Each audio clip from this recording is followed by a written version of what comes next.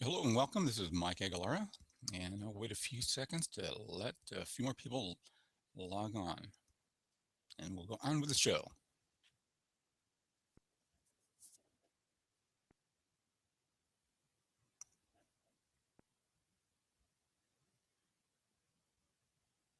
Just a few more seconds.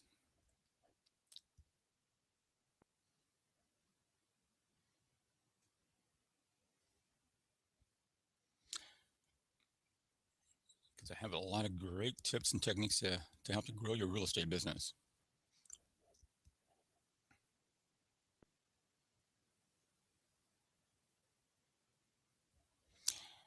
Okay, well, let's go ahead and begin because got a lot of great information, and we're going to do this in a condensed 30-minute present or 30-minute webinar.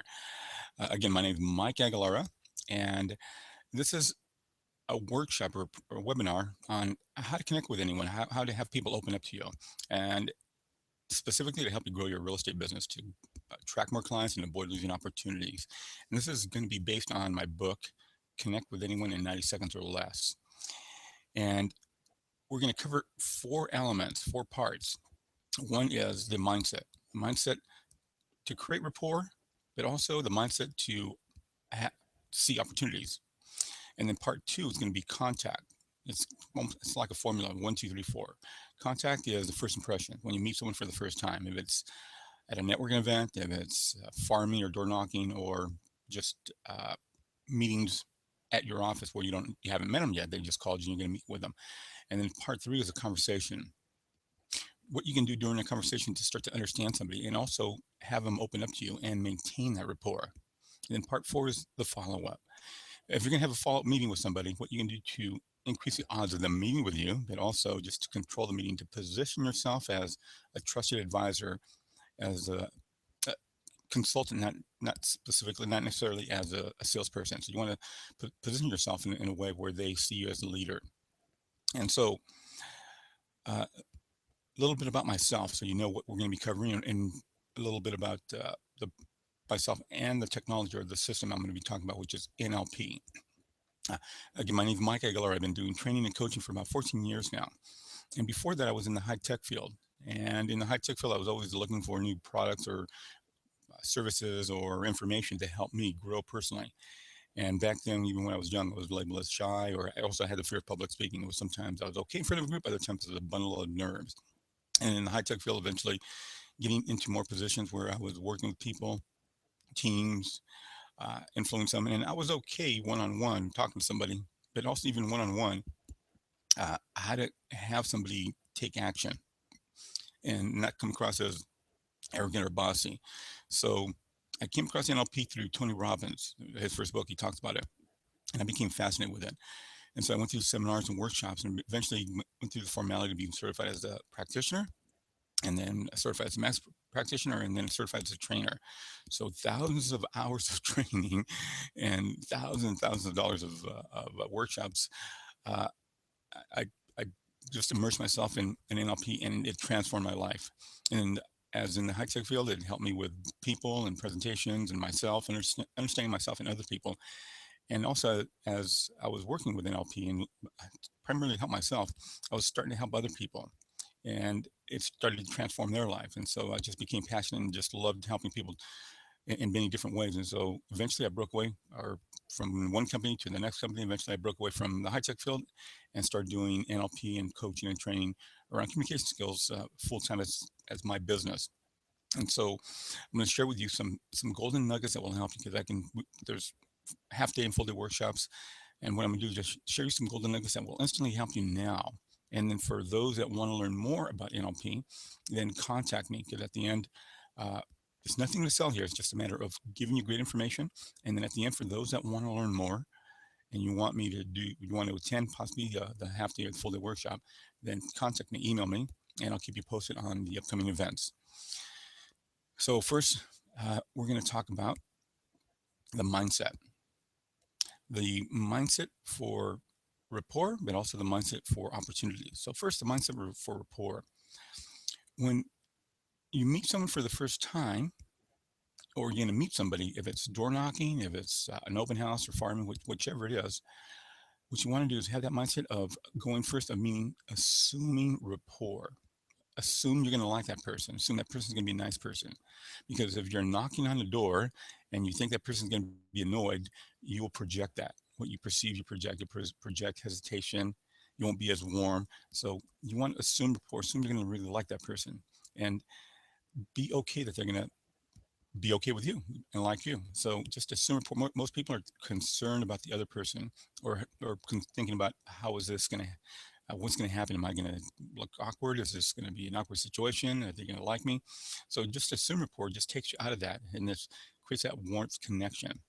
So before you pick up the phone, as you go into a networking event, or when you knock on a door if you're farming an area, assume rapport, because as I mentioned, what you perceive, you project. So perceive that you're the ideal person to help them. You project it, perceive that that person that's gonna open up the door is gonna be happy, is gonna be a nice person, and you'll project warmth and connection, and they will open up to you more likely. So go first.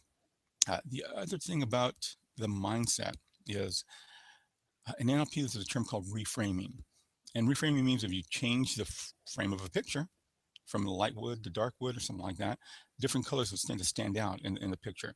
So if you change the frame or label of an experience, the experience seems to be different. So what I suggest you do is, because many people have that challenge of farming, door knocking, or cold calling, whatever it is, and because of the label they've given it, the cold calling does not sound good. It sounds cold. So you're a business owner. It's your business, and you have to do marketing and business development. So instead of calling it cold calling, call it marketing or business development. Or instead of calling it door knocking, marketing or business development. So for this 1 hour, I'm going to do some marketing, or I'm going to do some business development. And if you want to be a little creative and have some fun with that, you can also label it as treasure hunting. For this hour, I'm going to be doing some treasure hunting. It just makes it more engaging, and you think about the experience in a different way. And so marketing, business development, or treasure hunting, even networking. I'm going to go to this networking event, just do some treasure hunting, see who I can meet that I can help, that will help me. So the mindset of looking at things and thinking about the experience differently will help you. One other thing in regards to the mindset, and then we'll go into the contact, the mindset of creating solutions, because you want to be in a creative mode of being able to create solutions, to have clients contact you, to know what to do next, or have some ideas of what to do next. So in NLP, there's a power of questions. And uh, let me, before I go into that, let me explain what NLP is. I don't think I really explained it.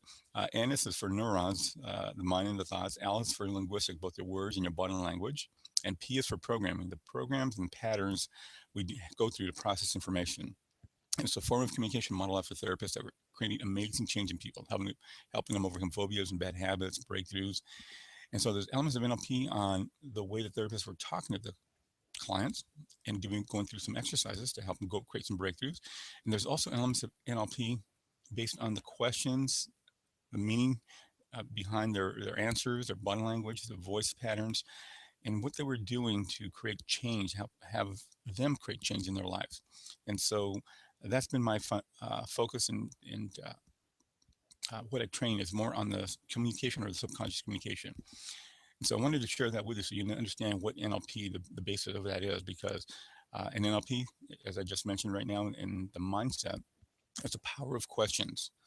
And so in this quick exercise, or this quick tip I want to share with you, you want to ask yourself powerful, engaging solution questions when you're in a position where you're looking for solutions. So if you're looking for breakthroughs, or looking for answers, or want to create solutions, one question you want to ask yourself is, what else can I do? And then you fill in the blank. So what else can I do to get a listing today? What else can I do to close this, get this household in 30 days or less? What else can I do to attract clients to me? So what else can I do? And then you fill in the blank. And from that, your mind will start to search for answers and solutions. It could happen at that moment, or maybe later on, you'll have somebody pop in your mind and say, oh yeah, I should do this, or email this person. So what else can I do? And then fill in the blank. A bad question that most people ask themselves, so you know what a bad question sounds like, is why? So why am I having a challenge not finding clients? Why am I struggling? your mind might come up with an answer or two, do more marketing or make some more phone calls, but then it'll just primarily come up with a lot of reasons, nonsensical reasons to justify that. My age, my background, my education. So it'll just justify the problem, won't necessarily come up with great solutions. So ask yourself a solution-based question. And that's the power of asking yourself a good question, because your mind will start to search for them at that moment or later on. It'll come up with an idea. So what else can I do? And then fill in the blank. So now let's talk about contact or first impressions. So you walk up to somebody, projecting warmth, you're going to like that person, you're assuming rapport, and there's a lot more on the mindset. Those are just a few golden nuggets I want to share with you, because there's about 12 techniques or tips in regards to connecting with people just with mindset. And so contact, you walk up to somebody, projecting that warmth. And so when you walk up to somebody, you're going to meet them for the first time, a couple of key things. One is when you shake someone's hand, where you position yourself. You want to position yourself so that they are feeling good around you or safe around you, and they open up. And because rapport is a matter of steps. One, they need to feel okay around you or safe around you. They need to then feel as if there's a connection or like you, and then the rapport starts to build on top of that. So when you meet somebody, you're going to shake their hand. What you want to do is shake their hand as in your right shoulder is to their right shoulder, and just slightly off to their right as I'm moving right now. And then that's a neutral position. This is more sensitive for men than women. Women want to be face to face. Men, you want to be slightly off, because if you're face to face with another man, it comes across as being in your face, as combative. So start off neutral in a position where they feel okay around you. And so women, when you approach a man, when you shake their hand, just be slightly off to their right. And this, again, will just reduce the amount of adrenaline in a male. A bit of a man approaches you, both men and women, and they just come directly to your face. It just means that they feel okay around you, safe around you. So in that case, you just continue the conversation. If you're going to approach someone for the first time, just start off this way. If it's an open house, if it's networking, or in your office, or even door knocking, you want to step back and just be slightly off to the right. Step back because you don't want to be too close to the door, where there's a safe opening and for them to open up and talk to you, and then slightly left to the right. And this shaking hands, but also in meetings, if you're going to meet somebody, don't sit directly across from them, face to face. Just move your chair over slightly and just be slightly off at an angle. This will just, again, have them open up to you. And that's what you want, is to have them open up to you to just share their information. They may have a lead, a referral, or need in real estate. So positioning is one thing. Eventually, from off an angle, it will go to face to where they get more engaged. And so it'll get from slightly off to the right to eventually moving face to face. And that's when you know the rapport has built. So next, on the first contact, this is called what I call the 5 golden rules of a prop. And a prop could be your business card, could be marketing information about a home. It could be a brochure. If you're doing a presentation, it could be a computer screen or overhead projection.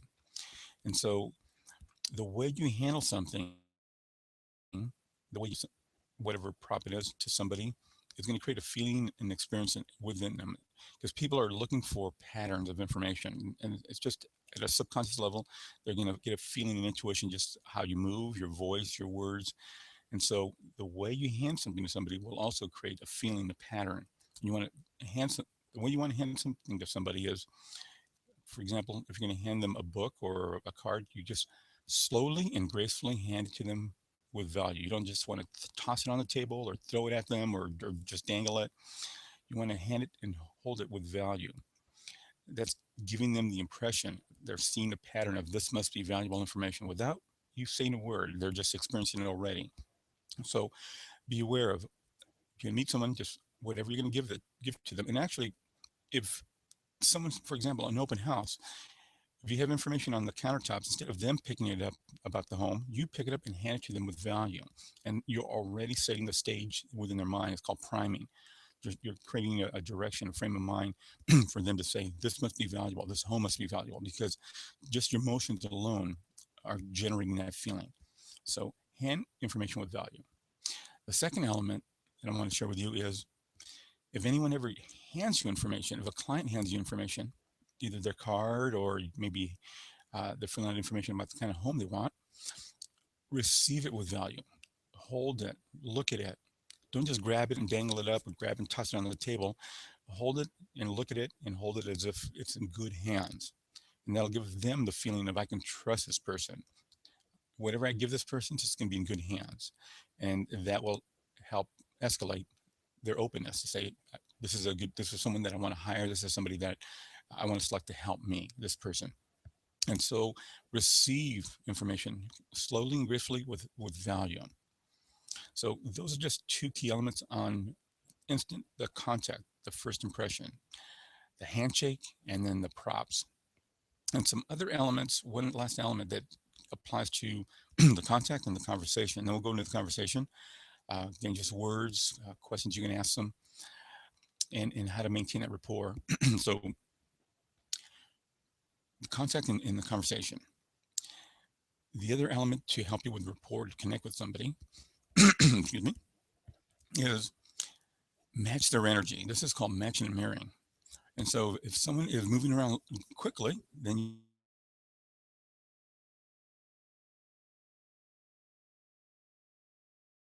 just cure a little bit. You slow down the way you talk and also your emotions. You create a harmony, kind of a connection, almost like a tuning fork. You're in resonance. You're both within the same frequency, and people will sense that. Boy, this person's like me. It's kind of like a travel effect. So typically, it's a matter of matching and mirroring maybe gestures or motions. But the main thing to think about is connecting with them energy wise, just how much and how fast they move, and then just if you don't normally move fast, then just do it in a quick burst, and that'll create a connection with this person like me. And that applies also into the conversation. When you into a conversation with somebody, maintain that energy, and eventually, if you don't move fast or slow, when they connect with you, you can start to go to your normal gestures and motions, and they will tend to follow you. So that's another way to know that you're in rapport.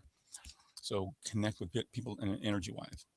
So now in the conversation, you're talking to somebody, and there's different things you can pick up during the conversation that you can start to identify how a person makes a decision and how you can present your solution or your services to them in a way that they say yes. And that's what you want. You want to get more yeses. And so during the conversation, one thing you can start to look for is if a person is very visual, if a sensitive to images, very auditory. This is called VAK in NLP, visual, auditory, kinesthetic. Visual images, auditory sounds, K for feelings, kinesthetics. A visual person, when they're talking to you, will tend to use their hands to make pictures. They'll give directions on how to move and drive somewhere, or they'll say, this house, this is where we'll put the couch, and they'll use their hands as if they're projecting an image in front of them. And and and so they're very sensitive to images. They process information naturally and easily, thinking about images, and you then want to use images to have a conversation with them. And words that are image based be, does this look good to you? Can you see yourself in this home? Can you picture your family here? So those are image words. It's beautiful, and words like that. And they will easily understand that and understand your message and get a sense that, boy, you really understand them. And so the next is auditory. And auditory's gestures, and there's other ways of identifying if a person's visual, auditory, or kinesthetic. One is their gestures, and the words. Those are just two of the five different ways. Uh, their gestures are more with their hands as a creating a rhythm, music conductor, moving their hands back and forth, or they're moving back and forth. And so, their words that they will tend to use would be, "This sounds good to me. I hear what you're talking about." And they're very sensitive to sounds. They're open to sounds. And so when you're talking about property or your service, you want to use words based on that. How does this sound to you? Can you imagine the sounds of your kids or family in this kitchen? And they will understand that instantly and connect with you. And so be sensitive to that, because that will help unlock doorways of opportunities to connect with more people. And the last one, the third is that I want to share with you is kinesthetic. And a kinesthetic person is more into feelings and sensations. And so they'll rub their hands or their face to kind of get a sense of how they feel about what you're having a conversation with them about. And so they'll be using words that will use words like, this feels good to me. I get a good warm feeling about this. This is a solid home, a solid idea. And you want to use words back to them like that. That way, again, you're talking their language. And so be sensitive to that and pay attention to that. And they've always been around you. Now it's a matter of knowing what it means and how to use it to communicate with people to help create that rapport, to help them see you as somebody that really understands them, so they open up and ask for your help. Say, I want this person to help me. And it will take practice. If you're normally not visual and you have to use visual words, or you're normally not kinesthetic, you have to use kinesthetic words. It's just paying attention and then starting to use them. It's almost like learning a different language, and it will unlock doorways to help you connect with more people and get more yeses. So that's just one element during the conversation. There are other things that you want to pay attention during the conversation. If someone starts to talk about things that they want to avoid or things they want to achieve, they'll in essence express to you what motivates them, or if they talk about storyline and steps, or just bottom line things. That also ways of them expressing how they process information and what motivates them. Do they just want the bottom line, or do they need procedures? And so those are some other key elements. Uh, this is just one technique that will help you connect with more people, and there's a lot more we can cover later on. A dangerous word, and then we'll go into voice patterns of influence, and then the follow-up, how to control a meeting or just take charge of a meeting to where they see you as a trusted advisor. So there's certain words that you use that can create a negative train of thought. Most words won't impact people. However, there are certain words that will. And so one dangerous word I want you to be aware of is hope, Hope. Hope. It doesn't sound dangerous, but imagine your doctor saying, I hope I can find what's wrong with you. You probably say, I want a second opinion. And so in business, people will use it and it will tend to create doubt. That another pattern is another bit of information that people are perceiving and picking up that is going to give them a feeling and intuition. And so the way it would be damaging or dangerous in a conversation, if you meet somebody, say at a networking event, and you say, hey, yes, I hope to hear from you soon. You should instead say what you want as an outcome. Instead of saying, I hope to hear from you soon, as if you're saying with doubt, I hope you like my service. I hope you like this. I hope I can help you. I hope we can sell your property. I hope I can get you the right great offer. Those are all words of doubt, which will then create doubt in their mind. So instead of saying, I hope to hear from you soon, say, I'm looking forward to hearing from you soon. Instead of saying, I hope you like this property, this home, you're going to love this property, this home. And so you want to create that trust and that confidence in your message so that they then don't procrastinate and also start to give you referrals. So be cautious with the word hope when you're talking to somebody. The other element of the word hope is when you're talking to yourself. Because if you're telling yourself, oh, I hope I have a good day, or I hope this client selects me, you're talking it down, and that will impact how you will project into that conversation, because you're going to be in that conversation with a sense of doubt or neediness. So when you're talking to yourself, be cautious of using that word hope. Instead of using that, use an affirmation. This is going to be a great meeting, or that powerful NLP question. What else can I do to make this a great meeting? And that will create a different sense of positive energy within you. Now, the third element of that dangerous word, hope, is if you ever hear a client or someone around you say the word hope, they're expressing doubt. So if you have a client says, yes, I hope you can find me the right home, they're talking in doubt that you're going to be able to achieve that. And you want to step in as that trusted advisor and reassure them and tell them, we're going to find you the right home. Is there anything that you need to experience? And then ask them to qualify that. What do you need to experience, or how can I guide you through this experience so that you feel confident that we're on track? And they may say, well, just text me or call me, or I guess we'll know after we look at a few homes. And so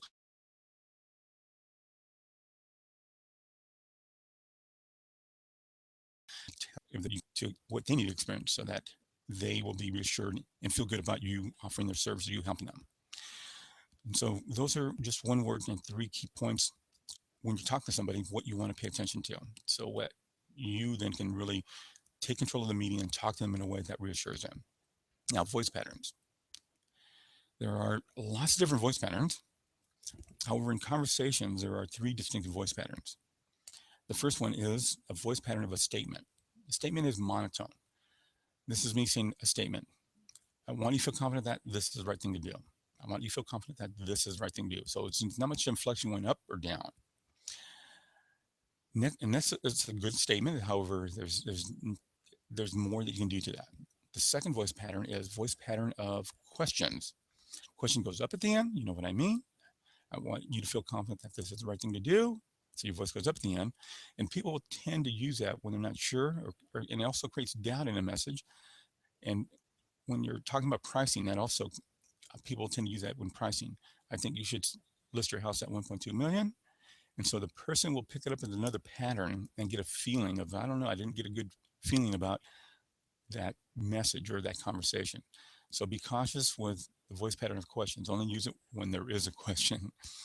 And then the last one that I want you to use to help you can connect with people and also project confidence and leadership. And this is called the voice pattern of authority. In a voice pattern of authority, just adding a little bass to a word or a phrase.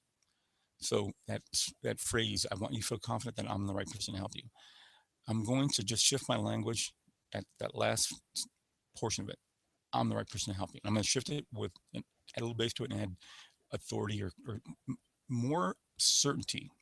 A sense that I'm confident, I'm certain I'm the right person to help you. So it goes from up to down. I want you to feel confident that I'm the right person to help you. So it's a pattern. Subconsciously, we pick that up as this person just talking in confidence. I really understand, and I get a sense that they're the right person to help me. So use your voice strategically. Think about phrases. I'm the right person to help you. Now is the right time to buy. Let's take action now. And so that will again create that priming effect to where they get a sense of, okay, let's take action. And they hear you in a different way. You're using your voice strategically to connect with them and for them to get a perception, to have that perception of you're a leader, you're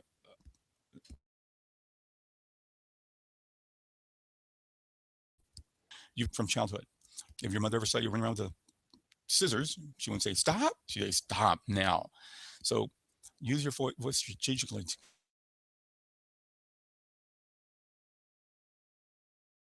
connect and the thought they has that later. So now follow up. So we talked about the mindset for opportunities, mindset for rapport. And one other thing on the mindset that I want to share with you, because I also talk about reframing of instead of door knocking, think about it as marketing or business development or treasure hunting, or instead of cold calling, same thing. When you're going to do those things, you want to be in a resourceful state. And so before you knock on that door, before you pick up that phone, just get into a resourceful state. For right now, for example, I'll walk you through quickly.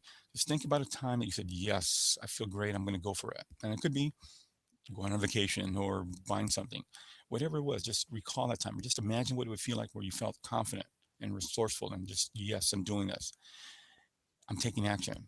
And just feel it throughout your body from head to toe, how it would feel, how it would move, how you would breathe. If it had an energy, how would it glow throughout your body? And just recall that feeling.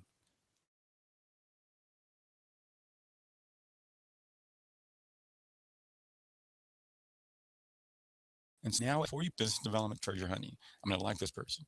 And you will then project more warmth and confidence. And do it as often as you can. Just walking to your car, walking through a store.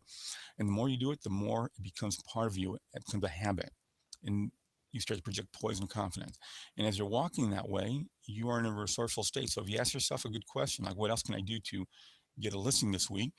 As you're walking, wherever you're walking, to the store, through the store, you might you possibly can come up with an idea because your mind and body are energized in a way to be looking for solutions.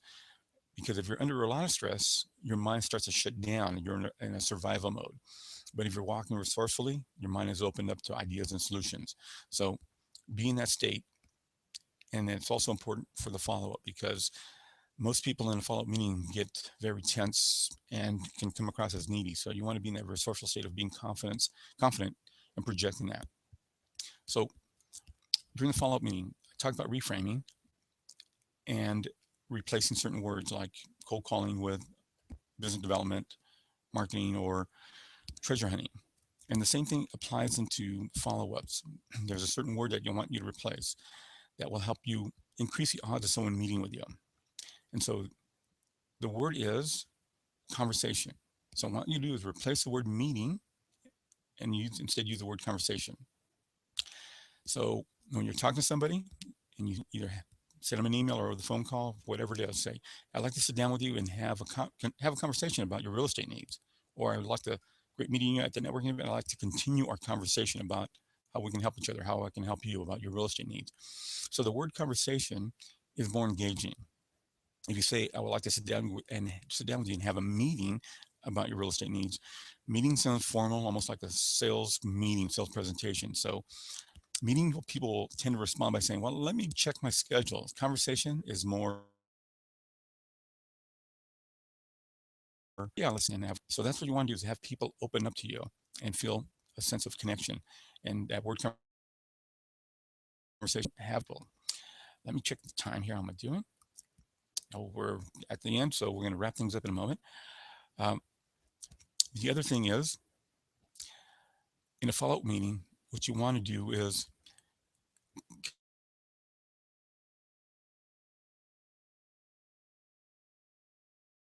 control. In a follow-up meeting or during conversation, you want to show your hands. So put your hands on the table.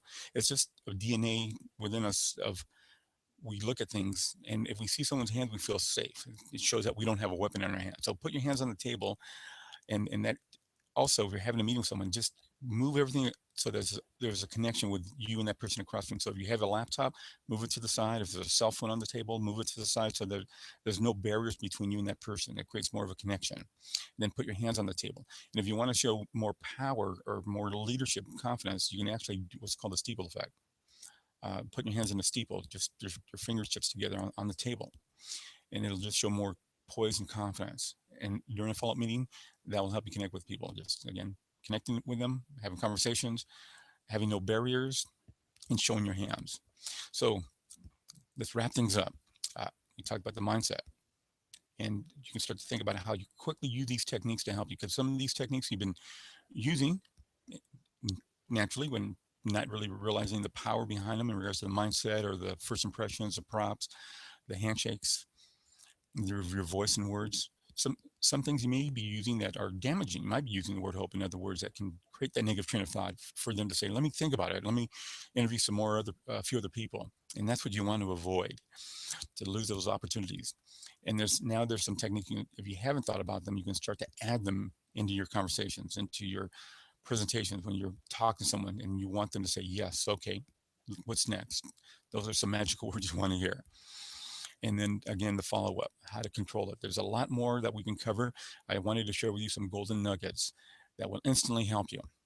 And then for those that want to learn more, just reach out to me. There's going to be a workshop. It'll be a half-day workshop on getting more yeses. I'm on 7 steps to getting yeses. So email me if you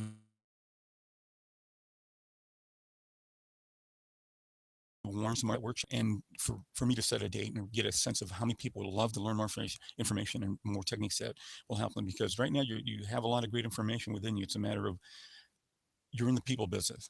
And so how you can connect with people to share that information about the housing, about the market, about selling their house. And so connecting with people, how to have them open up to you, and how to get more yeses. And that's where I want to help you. And that's, again, there's a lot of other trainers out there, Mike Ferry, Tom Ferry, Feeney, having a system. And ultimately, it's connecting with people. So they open up to you and tell you about their real estate needs, or maybe they have a neighbor or a friend or family member that has real estate needs. And they say, yes, there's someone that I know that can use your help. And so that's what the half-day workshop is all about, the follow-up workshop. And so for those that want to learn more about that, if you enjoyed this and these techniques, and you can experience how they can help you, you're going to love the half-day workshop on getting more yeses, 7 steps of getting more yeses. So email me. I'll keep you posted. My contact information's in this video at the bottom. And from that, we're going to wrap things up. So I wish you great success, and thank you for paying attention, listening, and go out and apply these techniques and have some great success. Thank you. Bye now.